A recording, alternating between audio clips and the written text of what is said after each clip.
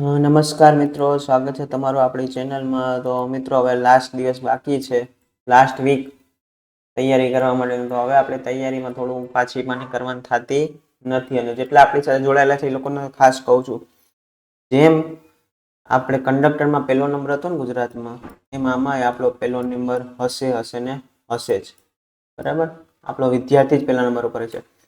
ને જે લોકોને પહેલો નંબર લાવવો છે, હજી નહીં કે પહેલો નંબર નહીં, મારે સિલેક્શન જોઈએ છે, તો હજી મિત્રો ખાસ કહું છું, આ મોક ટેસ્ટ પરચેસ કરજો. તમારા મિત્રોને તમે કદાચ પરચેસ કરેલી હોય તો તમારા મિત્રોને પણ શેર કરજો, કારણ કે 1600 જગ્યા છે.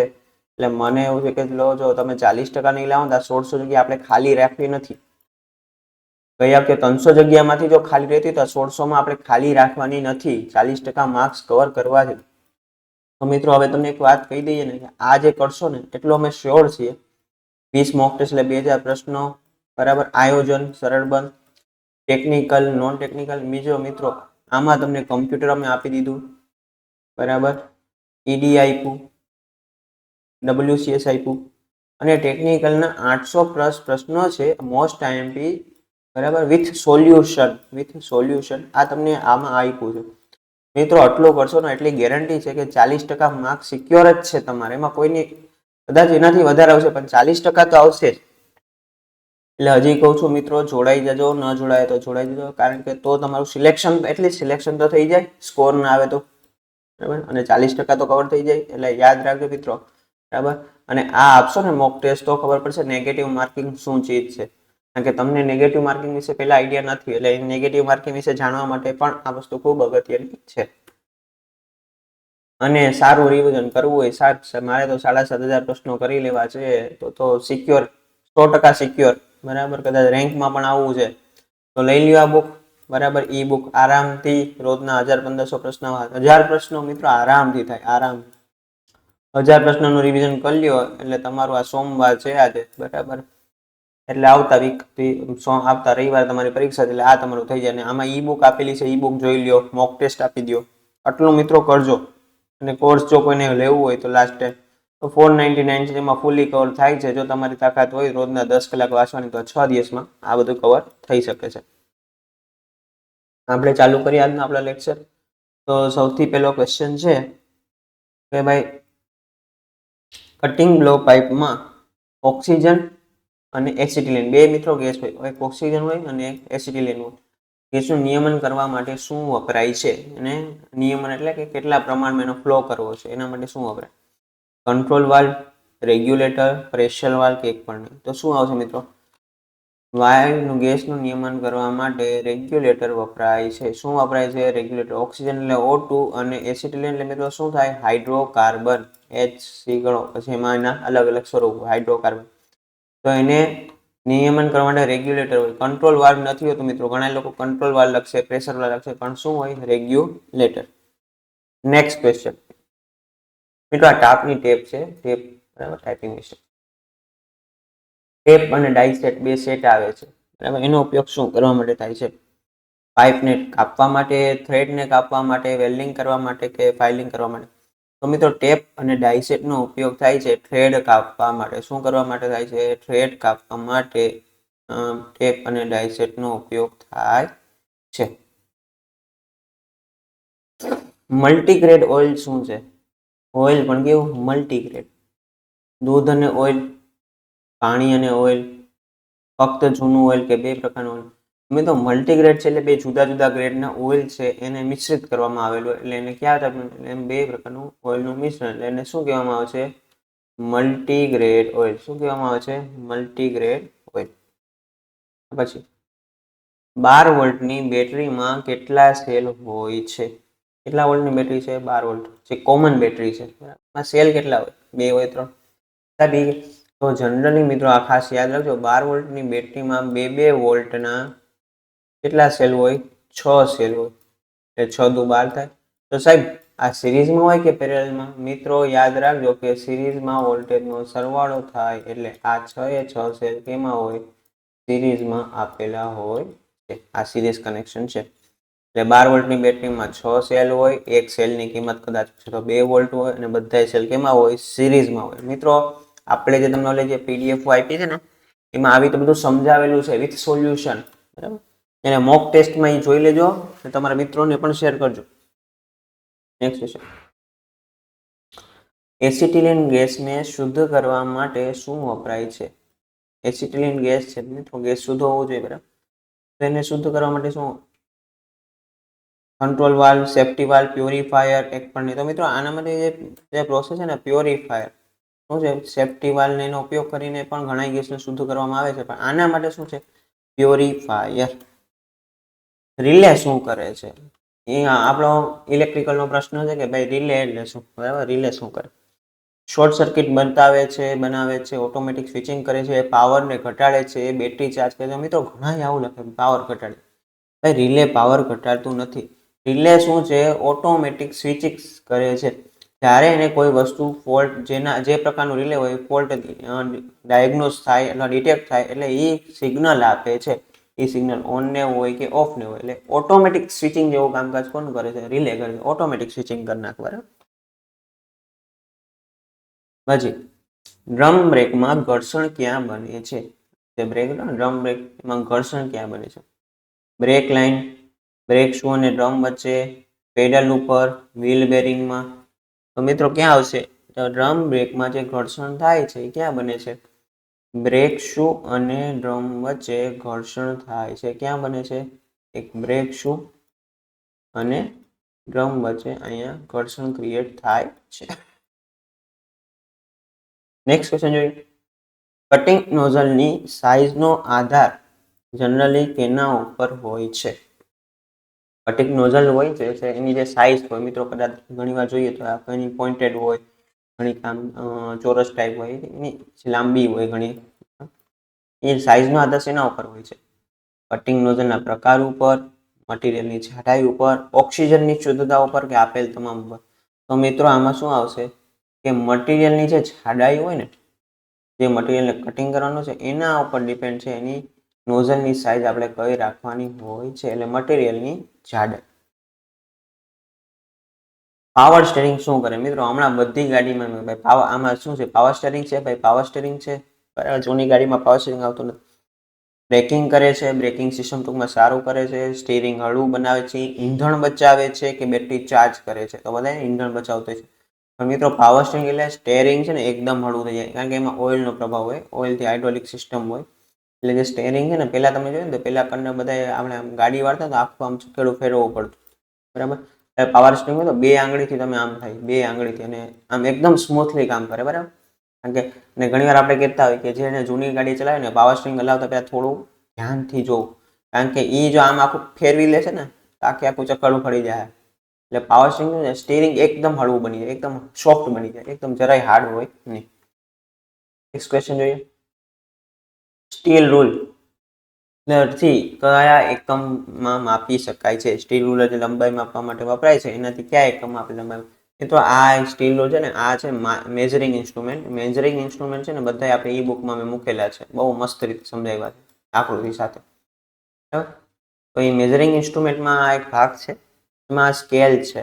એમાં સ્કેલનું આ માપન કઈ ફૂટમાં છે, અહીંયા સાઇઝ બધી લખેલી હોય, ફૂટ, ઇંચ. ફૂટમાં માપે છે, ઇંચમાં માપે છે, મિમીમાં માપે છે કે ઉપરોક્ત બધા. તો જે સ્ટીલ રૂલર છે એ ઉપરોક્ત બધામાં માપે છે. એમાં જે છે ને સાઇઝ, એમાં ઇંચ પણ લખેલું હોય, ફૂટ પણ લખેલું હોય અને પણ લખેલું હોય છે, એટલે ભૂલાય નહીં. પછી આ કયા મટીરિયલમાંથી બનેલી હોય? તો ભાઈ સ્ટેનલેસ સ્ટીલમાંથી બનેલી હોય છે. કોમન સાઇઝ કેટલી? એ 150 થી 300 mm સુધીની કોમન સાઇઝ આવે છે. મિત્રો મોક ટેસ્ટ હું વારે ઘડીએ કહું છું અને મારે કેવું પણ છે. એનું કારણ છે કે વિડીયો ઘણા લોકો જોવે છે, આપણો વિડીયો ઘણા લોકો જોવે છે, બરાબર, અને એનો રિસ્પોન્સ પણ બહુ સારો આવે છે. પણ મિત્રો મોક ટેસ્ટ હજી ઘણા લોકોએ પરચેસ નથી કરી. અને આ 149 મિત્રો કિંમત બહુ મોટી નથી, તમારા માટે પણ બહુ મોટી નથી, તમારા માટે પણ બહુ મોટી નથી. પણ મિત્રો જે આ છે ને નેગેટિવ માર્કિંગ, આનો તમને આઈડિયા નથી. તમે પેપર 2 કલાકનું પેપર છે, ક્યાંક તમારું પેપર અડધી પોણી કલાકમાં પૂરું થઈ જાય ને પછી તમે નવરા થઈ જશો ને પછી ભૂલ બેઠા બેઠા ભૂલ ગોતતા હશો કે અહીંયા ભૂલ થઈ ગઈ. એ ન થાય. અમે તમને OMR શીટ પણ મૂકેલી છે. એમ ન થાય એ સચોટ માર્ગદર્શન માટે આ મોક ટેસ્ટ બનાવેલી છે. માર્કેટમાં કોઈ મોક ટેસ્ટ આપી નથી. આપણે આ મોક ટેસ્ટ બનાવવાનું કારણ તમારા માટે છે. બાકી આ મોક ટેસ્ટ ભાઈ 149 માં અમારે શું થશે મિત્રો? એ તમે વિચારો, 149 ની કિંમત બહુ નજીવી છે. બરાબર, એમાં તો એપ્લિકેશનનો ચાર્જ પણ ન આવે. એટલે 20 મોક ટેસ્ટ, બરાબર. પછી તમને બધું જોઈને ગમે નહીં, છોકરાઓને કંઈક આપણી જોડે કંઈક મળવું જોઈએ, એટલે ઈડી, WCS, બરાબર, કમ્પ્યુટર, ટેકનિકલના 800+ વિથ સોલ્યુશન. મિત્રો આ સોલ્યુશન, મિત્રો આ કરજો. બાકી પછી તો મેં કીધું ને કે તમારી ઈચ્છા. બાકી 1600 જગ્યા આપણે ખાલી નથી રાખવાની. અને જેને કરવું છે એ તો આ પણ વસ્તુ કરી શકે છે. મોક ટેસ્ટ પરચેસ કરી લે. અને એક આ બુક છે રોજના 1000 પ્રશ્નો. હમણાં તમે મિત્રો તમે થિયરી બધી બહુ બધી થિયરી કરવા ન જતા, બરાબર. આ શાંતિથી આ છે ને બુક રિફર કરો ને. આજ 6 દિવસ છે તમારી પાસે, 10 કલાક રિફર કરો ને એટલે ઇનફ થઈ ગયું. 40% માર્ક તો બહુ 70-80 તમે આવી જશે. અને હું તમને કહું છું, કદાચ એવું બને કે આ બુકમાંથી જ પેપર હોય, બરાબર. એના પછી બેટરીના એસિડનું સ્પષ્ટ ગુરુત્વ કયું સાધનથી માપે છે? મિત્રો તમને ખબર છે ડ્રાય બેટરી આવે ને એક વેટ બેટરી આવે, જેમાં પાણી આપે છે ને, પાણી છે બેટરીમાં પાણી. એ પાણી માપવા માટેનું સાધન કયું? વોલ્ટમીટર, હાઇડ્રોમીટર, એમ્પિયર મીટર કે શું આવશે? ઓસ્કિલોસ્કોપ. તો મિત્રો શું આવશે? તો પાણી માપવાનું સાધન છે હાઇડ્રોમીટર. મિત્રો એ શું માપે છે પાણીની? એ પાણીની માપે છે સ્પેસિફિક ગ્રેવિટી, એટલે ઘનતા કહી શકાય. સ્પેસિફિક ગ્રેવિટી, બરાબર. સ્પેસિફિક ગ્રેવિટી માપે છે, બરાબર. જો ઓછી હોય તો આપણે બેટરીમાં પાણી ઉમેરવું પડે, પાણીની આપણે એની કેપેસિટી ઘટી જાય, બરાબર. એટલે એ હાઇડ્રોમીટર સમજાવ્યું છે, જોઈ લેજો એકવાર આપણે ઈ બુકમાં. પછી વોલ્ટમીટર વોલ્ટેજ માપે, એ મીટર કરંટ માપે. પછી ઓસ્કિલોસ્કોપ એસી પ્રવાહ છે એનું શું કહેવાય કે વિડીયો રજૂ કરી શકે કે ભાઈ એનું ફ્લો રજૂ કરે કે કઈ ટાઈપનું એસી પ્રવાહ છે, લાઈવ. અને પછી કટિંગ બ્લો પાઇપની નોઝલને કટિંગ ઓક્સિજન માટે વચ્ચે કેટલા હોલ છે? કટિંગ બ્લો પાઇપની જે નોઝલ છે એના માટે કટિંગ ઓક્સિજન વચ્ચે કેટલા હોલ આપેલા હોય છે? 1 હોલ હોય છે, 2, 3 કે 4? તો કેટલા હોલ હોય છે? તો મિત્રો એમાં કેટલા હોય? 1 હોલ આપેલો હોય છે. માત્ર કેટલો હોય છે? 1 જ હોલ હોય છે, બરાબર. એના પછી ડીસી નો સંપૂર્ણ અર્થ શું થાય છે? ડીસી અને એસી, આખો દી કહેતા ડીસી અને એસી, બરાબર. ઘરે કયો સપ્લાય આવે? એસી. બેટરીમાં કયો સપ્લાય હોય? ડીસી. યાદ રાખો. ડીસી એટલે different current, digital current, double current કે ડાયરેક્ટ કરંટ? તો યાદ રાખો ડીસી એટલે મિત્રો શું આવે? Direct current. સાહેબ આવો થોડી પૂછાય મિત્રો, આવો જ પૂછાય. તો આપણે ઇલેક્ટ્રિકલના જાણકાર હોય, બરાબર. તમે ઇલેક્ટ્રિશિયન ટ્રેડ કરેલો એટલે તમને ખબર. ફિટર વાળાને ડીસી નો મતલબ ન ખબર હોય અને બહુ સિમ્પલ પ્રશ્ન હોય એટલે એને ત્યારે આપણે ગૂંચવાઈ જાય ને આપણને આવડતું, બરાબર. એટલે આવું પૂછાય. તમે બધું બહુ અઘરું કરવા જશો એના કરતાં બહુ સહેલું કરશો. પછી એમ પૂછાય ડીસીની ફ્રીક્વન્સી કેટલી? તો 0 હર્ટ્ઝ. ભારતમાં એસીની ફ્રીક્વન્સી કેટલી? તો ભાઈ 50 હર્ટ્ઝ, બરાબર. એસીનું પૂરું નામ અલ્ટરનેટિંગ કરંટ, ડીસીનું પૂરું નામ ડાયરેક્ટ કરંટ. આવું જ પૂછાશે પરીક્ષામાં પણ. પછી બસનું સ્ટીયરિંગ કઈ સિસ્ટમ ઉપર કામ કરે છે? કઈ સિસ્ટમ ઉપર આધારિત છે? મિકેનિકલ, હાઇડ્રોલિક, ઇલેક્ટ્રિક કે ન્યુમેટિક? તો બસનું જે સિસ્ટમ છે એ કઈ સિસ્ટમ? મિત્રો ખાસ હાઇડ્રોલિક સિસ્ટમ ઉપર કામ કરતું હોય છે. હાઇડ્રોલિક્સ અને ન્યુમેટિક સિસ્ટમ મેં આગળ સમજાવેલી છે વિડીયોઝમાં, તમે જોઈ લેજો, બરાબર. આપણે ઈ બુકમાં સમજાવી છે. એના પછી ગરમીનું સ્થાનાંતરણ કોના દ્વારા? ગરમી એટલે હીટનું સ્થાનાંતરણ. આપણે હીટ રિમૂવ કરવી પડે ને એન્જિનમાંથી, એ સ્થાનાંતરણ કોના દ્વારા થાય છે? હવા દ્વારા, પાણી દ્વારા, ધાતુ દ્વારા? તો મિત્રો યાદ રાખજો કે ગરમીનું હીટનું સ્થાનાંતરણ હવા દ્વારા પણ થાય, રેડિએટરમાં પાણી દ્વારા પણ થાય.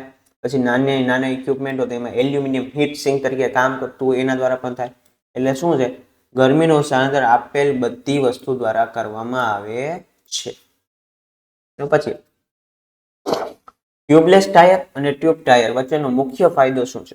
એક છે ટ્યુબલેસ ટાયર છે અને ટ્યુબ ટાયર. વેચાણ કિંમત, પછી રિપેરિંગ સરળ, પંક્ચર પછી વાયુ ઓછી ખોવાય છે કે વજન વધારે? તો મિત્રો મેઇન ફાયદો એક જ છે કે પંક્ચર થાય ને ત્યારે ટ્યુબલેસને આપણે થોડું હલાવી શકીએ લાંબા ગાળા સુધી. ઓલું તો અહીંયા જ પીચુક થઈ જાય, બરાબર. પછી આપણે એને આગળ વધારી શકીએ નહીં. એટલે ટ્યુબલેસ ટાયર છે ને એના ફાયદા થોડા આ રીતે વધી જાય, બરાબર. એટલે મોસ્ટલી બધા ટ્યુબલેસ લગાવે ક્યાંક આપણે હેરાન ન થવું પડે, બરાબર. એના પછી રેડિએટરમાં મિત્રો કુલન્ટ હોય છે, તો કુલન્ટ બદલી કરવાની યોગ્ય ફ્રીક્વન્સી કેટલી હોય છે? કેટલા સમય જનરલી કુલન્ટ લોકો બદલતા? આપણે કેમ એન્જિન ઓઇલ બદલતા હોય તો કુલન્ટ જનરલી એન્જિન ઓઇલ છે, ટાયર બદલતા, તો કુલન્ટ દર 1 મહિનામાં, દર 6 મહિનામાં, દર 2-3 વર્ષમાં કે એકદમ જ નહીં? તો મિત્રો જે કુલન્ટની જે અવધિ છે ને જનરલી કેટલી હોય? દર 2-3 વર્ષમાં કુલન્ટ રેડિએટરનું કુલન્ટ બદલવામાં આવે છે. ત્યાં લગી આરામથી સારામાં સારું કામ આપી શકતું હોય છે. પછી ઇગ્નિશન ટાઈમિંગનું કાર્ય શું છે? ઇગ્નિશન ટાઈમિંગ મિત્રો એન્જિન ઇગ્નાઇટ થતું હોય ને ઇગ્નિશન ટાઈમિંગનું કાર્ય એન્જિન શરૂ કરવા માટે, સ્પાર્ક ક્યારે થાય તે નિયંત્રિત કરવું, વ્હીલ ચાલુ, ઓઇલ પમ્પિંગ નિયંત્રિત કરવું. તો મિત્રો ઇગ્નિશન ટાઈમિંગમાં શું આવશે? સ્પાર્ક જે ક્યારે થશે ને એ નિયંત્રિત કરવાનું કામ છે ઇગ્નિશન ટાઈમિંગ. જે આજે સ્પાર્ક પ્લગમાં જે સ્પાર્ક ક્યારે થાય ને એ નિયંત્રિત કોણ કરશે? ઇગ્નિશન ટાઈમિંગ એ નિયંત્રિત કરશે ક્યારે સ્પાર્ક કરવાનું છે. પછી ટાયર ઉપર TWI નો અર્થ શું છે? ટાયર ઉપર તમને TWI લખેલું બરાબર. Tyre wear engine, truck wheel electric, tyre wear indicator, tool water indicator. તો શું આવશે? Tyre wear indicator. શું આવશે? Tyre wear indicator. Next question, બેટરીનો પોઝિટિવ ટર્મિનલ કઈ રીતે ઓળખાય? મેં આમાં બહુ સિમ્પલ જો આમાં તમને જોતા ખબર પડી ગઈ સાહેબ આ આવશે. તો પણ આ તમે યાદ રાખજો મિત્રો, લાલ પટ્ટી એટલે પોઝિટિવ, બ્લેક પટ્ટી એટલે નેગેટિવ બરાબર, અને પોઝિટિવ એટલે પ્લસ સાઇન બરાબર. આ યાદ રાખવાનું છે મિત્રો. ગેસ સિલિન્ડરનું નામ, આ મોસ્ટ આઈએમપી મેં નવી વસ્તુ તમારામાં કોર્સમાં અને આમાં મોક ટેસ્ટમાં ઉમેરી લીધી છે. એટલે આમ તો સમજાવેલું હતું પણ મેં એને વ્યવસ્થિત ગોઠવીને તમને મૂકી દીધું. એટલે તમને શું છે કે પરીક્ષામાં યાદ રહી અને કદાચ પરીક્ષામાંથી આમાંથી એક પ્રશ્ન હોવાની શક્યતા પણ છે. તો જોઈ લેવાનું સિલિન્ડરનું નામ, એનો કલર કોડ અને એની વાલ્વ ડિઝાઇન. જેમ કે કાળો કલરનો સિલિન્ડર પડ્યો એટલે એ ઓક્સિજનનો હોય, તમે હોસ્પિટલમાં જોવો જ છો બરાબર. પછી તમે વેલ્ડિંગ કરતા હોય તો વેલ્ડિંગની શોપ ઉપર જોતા હોય. પછી એચ ક્લીન છે તો એ મરૂન કલર છે, એની વાલ્વ ડિઝાઇન ડાબી બાજુ હોય છે. પછી હાઇડ્રોજન લાલ કલરનું હોય, નાઇટ્રોજન ગ્રે કલરનું હોય પણ એની જે નેક છે એ કાળા કલરની હોય બરાબર. આ બોટલ હોય ને ગેસ સિલિન્ડર બોટલ હોય એમાં આ જે નેક હોય ને આ નેકની વાત થાય બરાબર. પછી હવા ગ્રે કલર બરાબર. પછી પ્રોપેન તો કે લાલ લાર્જ ડાયામીટર પ્રોપેન નામ સાથે, આર્ગન તો બ્લુ કલર, ને કાર્બન ડાયોક્સાઇડ તો કાળો કલર વિથ સફેદ કલરની ને. અને આમાં જે 3 તમે યાદ રાખી લ્યો, બાકી બધા જમણી બાજુ છે. 3માં કયા છે? એક પ્રોપેન છે, એક હાઇડ્રોજન ને એક એસિટિલિન છે, જે ડાબી બાજુ કામ એની વાલ્વ ડિઝાઇન છે, બાકી બધાની જમણી બાજુ. તો મિત્રો અને આ પછી જો લાઇન્સ બરાબર, આપણે ઈડીમાંથી આ લાઇન્સ લીધેલી હતી. એ લાઇન્સ કઈ કઈ છે? ઓબ્જેક્ટ લાઇન, થીક લાઇન કહેવાય ડ્રોઈંગમાં આઉટલાઇન બનાવવા માટે, dotted line, centre line, extension line, dimension line, cutting plane line, short line. મિત્રો આ લાઇન કઈ ટાઈપની છે ઈ અને એનો ઉપયોગ ક્યાં થાય છે ઈ આપણે તમારે યાદ રાખવાનું છે, ભૂલાવવું જોઈએ નહીં. નાની નાની વસ્તુ છે પણ બહુ અગત્યની છે. આવું બધું આપણે તૈયારી કર્યું છે ને આ બધું તમને મોક ટેસ્ટમાં આપ્યું છે મિત્રો. આ મોક ટેસ્ટમાં બધું મેં મૂક્યું છે એટલે આ તમે જોજો. આ એકમો છે, આમાંથી હું લખી દઉં કે એક એકમ પૂછે. હું તમને એક સિમ્પલ જ પ્રશ્ન કહું કે એવો કયો એકમ છે જે બધી સિસ્ટમમાં સરખા છે? તો સમયનો એકમ સેકન્ડ બધી સિસ્ટમમાં સરખો છે, વિદ્યુત પ્રવાહનો એકમ બરાબર, ને જ્યોતિ તીવ્રતાનો એકમ.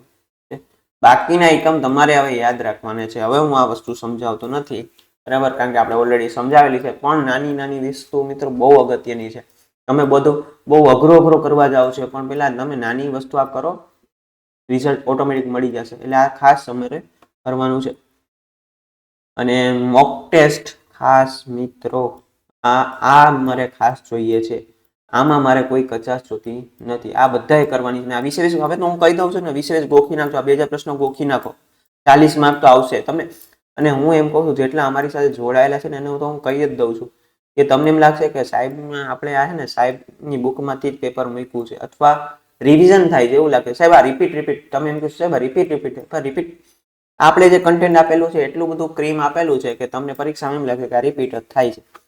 એટલે આ એક વસ્તુ તમારા માટે છે અને તમારા મિત્રોને પણ શેર કરજો. તો મિત્રો આજે એટલું રાખીએ. હવે મળશું એક નવા વિડીયોમાં નવા લેક્ચર સાથે. ઓકે મિત્રો, જય હિન્દ.